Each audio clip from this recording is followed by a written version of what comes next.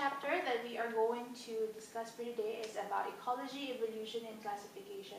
So this topic is actually subdivided to three subtopics.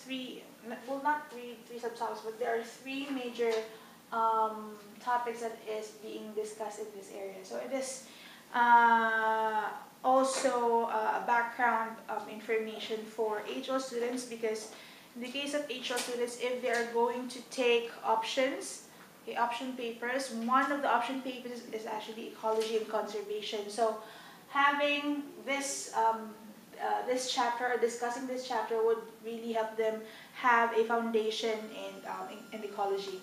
In the case of SL students, this would also give them a brief background of how communities are working and how populations are working as well.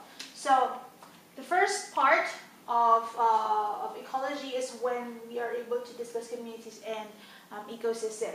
So in the case of communities and ecosystems, we are basically discussing about community ecology. So when you say community ecology, how a specific living unit of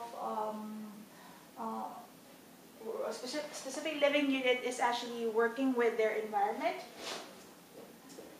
Because basically, ecology is the study of living things interacting with their environment. Okay? So under the community ecology, there are several terms that is being used. So we have to define those terms as well.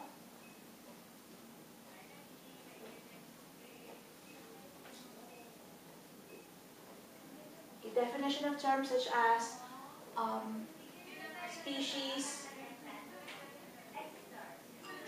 habitat,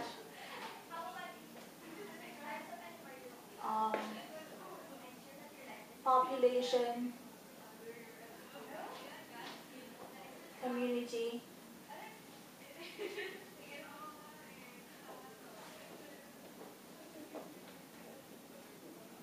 ecosystem, and the term ecology.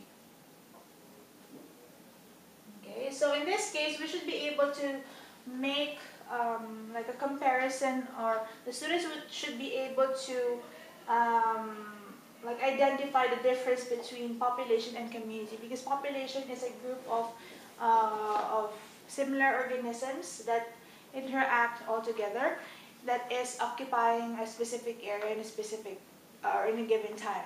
Okay? Whereas for community, it is a group of different organisms or different species living in a specific area at a given time.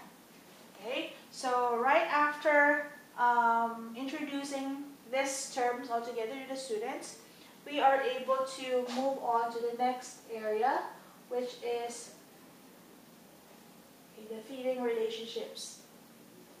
Feeding relationships of organisms within an ecosystem. So this is where this is actually discussing about how organisms are able to acquire nutrition coming from one organism to another, especially coming from a plant, or getting energy coming from plants, and they are being acquired by consumers or by animals.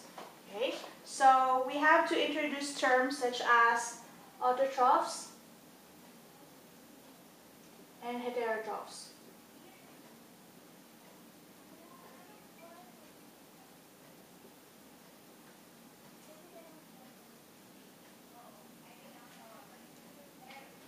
Okay, so we have to make a link between producers, producers, consumers, and the role of different types of consumers within an ecosystem, such as detritivore,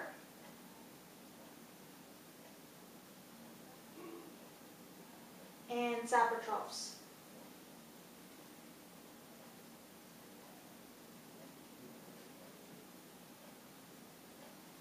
Okay, so right after identifying the feeding relationships of different organisms, then we should be able to discuss how energy is being transferred from one organism to another, or how energy is being transferred within an ecosystem. So under this area, okay, we should be able to discuss what food chains are and their relationships to, what are the different factors under food chains. So, okay, and the relationship of food chains and food webs, or their differences.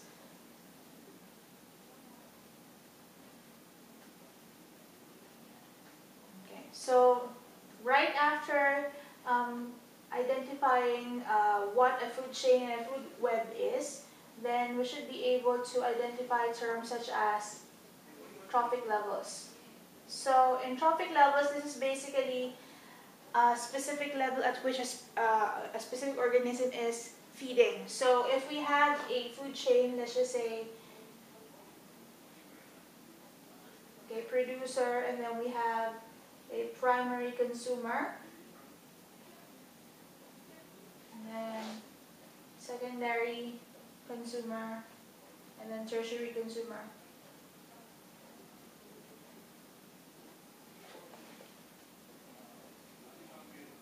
Okay, so in the case of trophic level, the student should be able to identify where a specific organism is within a food chain. So by identifying where a specific organism is within the food chain, we should be able to, the student will be able to identify how much energy is being received by each consumer or by each organism.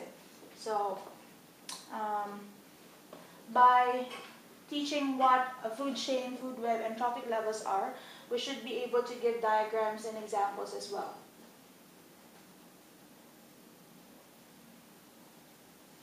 Okay, because in exams, they are actually requiring examples they're requiring students to give examples of food chains that are occurring in terrestrial ecosystem or even in aquatic ecosystem. So, okay, so knowing the organisms involved in each specific type of ecosystem and their scientific names, it would be able to help the students to make a diagram and achieve all the marks in exams.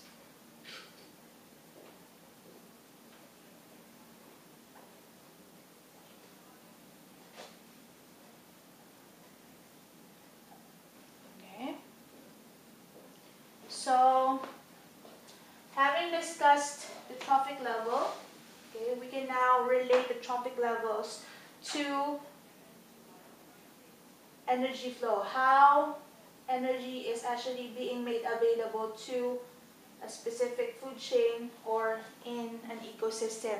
So we should always start with the sun providing the initial energy for the whole ecosystems, because the light energy being provided by the sun is actually being utilized by producers to for them to undergo photosynthesis, and from there, this is the process wherein producers are able to synthesize organic molecules that can be used by other consumers as well.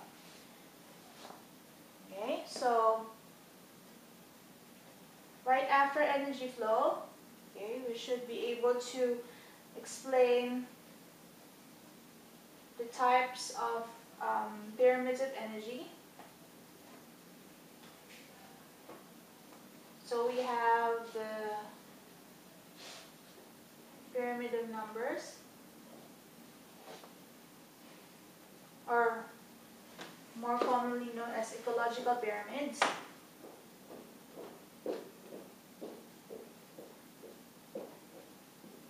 Okay, so in the case of ecological pyramids, this is actually an illustration that will show how energy is being made available to the ecosystem. So we have two types of ecological pyramids. We have the pyramid of numbers and pyramid of energy. So we should be able to make a comparison between the two. Okay, so right after identifying the ecological pyramids, okay, since ecological pyramids is only discussing how energy is being made available to each trophic level, we should also take note that energy is not the only thing that is being transferred in each trophic level, but also nutrients. Okay, so since nutrients can be made available in each trophic level, but they cannot be, well, actually once they are being transferred to the next trophic level, they are not lost. Okay, so it is very important that nutrients has to be recycled. Okay, so in this case, the nutrient cycle that is needed to be discussed in this topic is carbon cycle. Once HL students discusses the option papers, they need to discuss an additional nutrient cycle, which is nitrogen cycle, okay, for HL students only.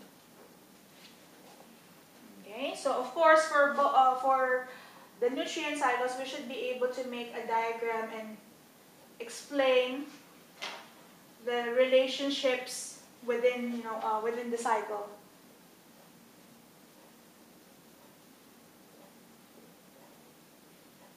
Okay, explain the main processes. Okay, so for example, in the case of nitrogen cycle, what is the role of nitrification and what organisms that are actually performing nitrification in the nitrogen cycle. So, okay. So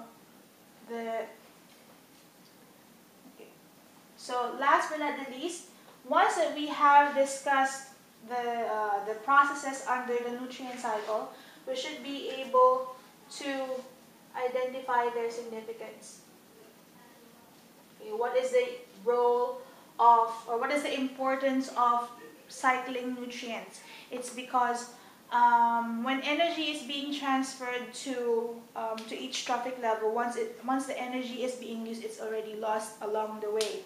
But in the case of nutrient cycle should not be lost because it is actually being transferred into a different form only. So, and it's very important for nutrients to be made available for each and every type of organisms. So that will be all in communities and ecosystems.